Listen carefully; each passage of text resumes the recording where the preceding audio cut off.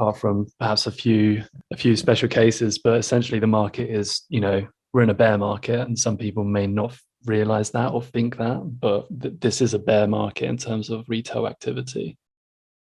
Well, this kind of leads into my next question. I wanted to ask you about Joe's token price action over the last few months, and what are your general thoughts about it, and what would you want people to know about where Joe is heading?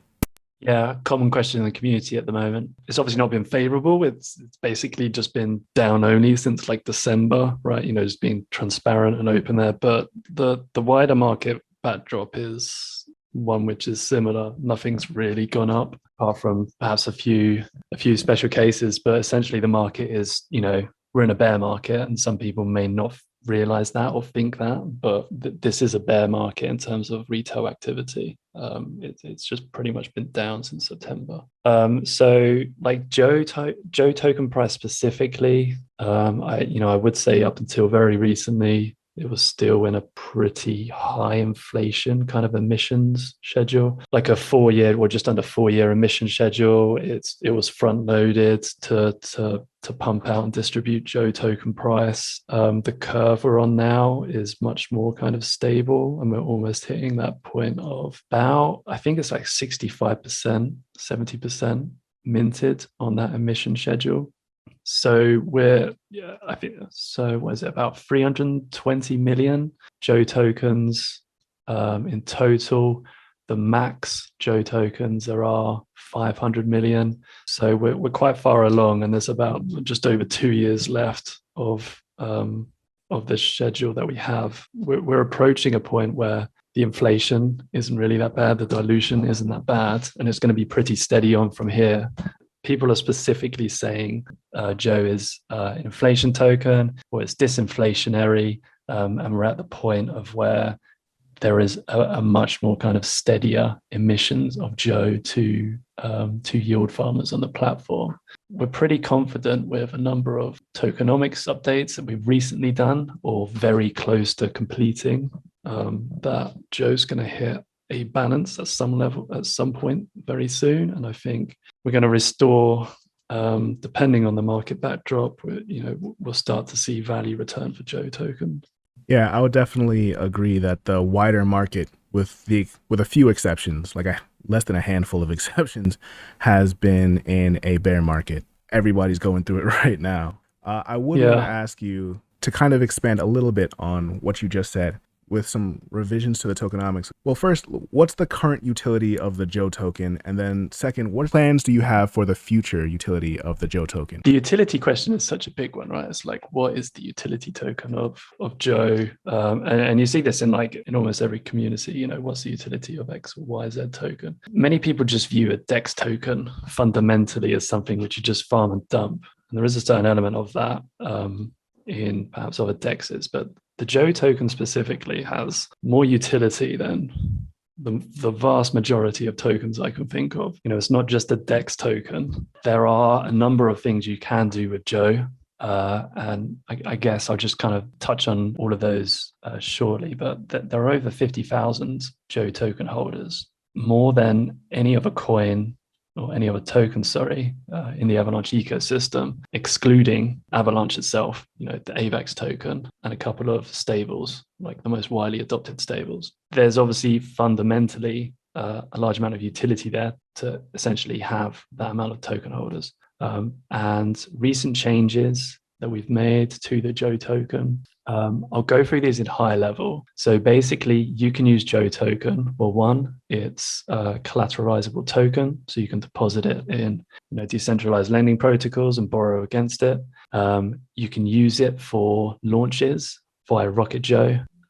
So you can basically stake Joe to earn rJoe, and use rJoe to participate in upcoming launches. We can perhaps talk on these in detail in a minute, but we'll just do it high level.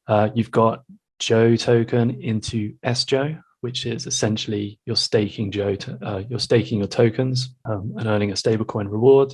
And very soon you'll have vJoe for Joe tokens. So that's basically another type of staking with kind of a different use case, and that's basically you're stacking your Joes in vJoe so you can earn more Joe through boosted farm yields. That's essentially a number of different utility options that you have with Joe.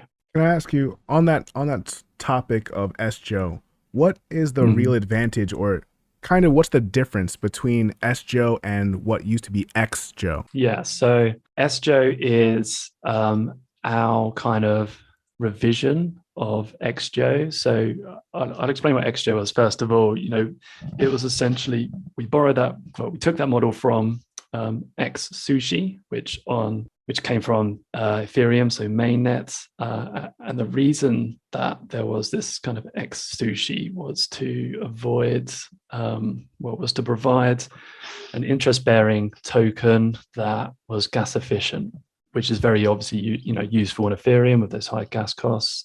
It just kind of compounds itself automatically, and yield farmers don't need to pay gas to enjoy that benefit. So we forked that on Avalanche, and fundamentally that issue of being gas efficient is irrelevant on Avalanche because gas is just so cheap, right? Just compound, like if you were to compound Joe tokens back into xJoe, it would cost way under $1 to do that. So the gas efficiency issue isn't there. So xJoe that we had is essentially, it compounds Joe every day. We take platform fees, we buy Joe tokens off the market, and we distribute that to xJoe stakers. And why did we change that xJoe model to sJoe? A couple of key reasons. One, I'll touch on the user experience from it. We don't need to have a gas efficient model. We don't need to compound something every day.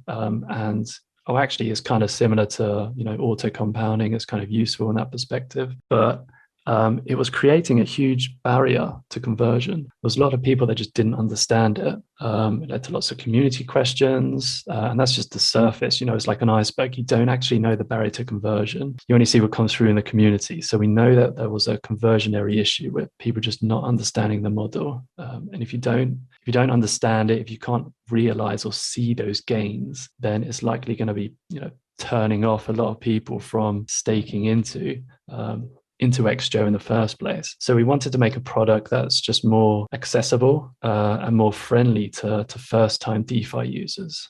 And we're kind of seeing that that's actually more of a priority now because Joe is listed on lots of exchanges. We've got lots of new users which are familiar with crypto but not DeFi. And we want a product that's just easy to understand for first-time DeFi explorers. So that's one of the key reasons that we changed the model to just be sJoe. It's just much more easy and visible to see those gains. Another key difference is changing the reward. So we're not providing more Joe tokens for staking of Joe. We're providing a stable coin reward, which is USDC instead of more Joe. And the two key reasons for that, one is actually lots of people that were staking Joe were often realizing those gains and actually selling that Joe back into the market because they didn't want to continue having an increased exposure to their Joe token, right? People kind of manage their portfolios to have a certain exposure to the X, Y, and Z token. And providing more Joe on top of Joe for a lot of people is something which they didn't want. This is fed back through various different routes as well. So we changed it to be a stable coin because it's just a more versatile, flexible reward that people can, one, they can either use elsewhere, or two, they can still very much harvest and buy more Joe tokens with that as well. And it's also just generally, it's just a much more preferable type of reward. It feels more consistent. It's more of like a reliable dividend that you're essentially, you can collect every day or build up every week and then go off and use that elsewhere. And, sJoe's only been out for just over a week, I think, or about 2 weeks. No, just over a week. We analyze user data as much as possible to help inform our kind of UX decisions. Instantly what we've seen is it's quite interesting from the user data that we have, getting, I'd say about half of people that harvest their rewards daily are just automatically compounding that by selling that USDC and buying more Joe and then going back and compounding their position. And the other half of people are actually trading that USDC for other types of tokens. So that, it's a product that I think has landed quite well so far from what we've seen. It is providing flexibility in terms of the rewards they're collecting, and it's allowing, some people are utilizing that in other different ways that we would hope, and then others are actually just compounding back into Joe. So that's kind of cool to see. So to wrap it up, that's the main difference between xJoe and sJoe is improving the UX, and just generally giving kind of like a more kind of flexible reward that's USDC. Okay.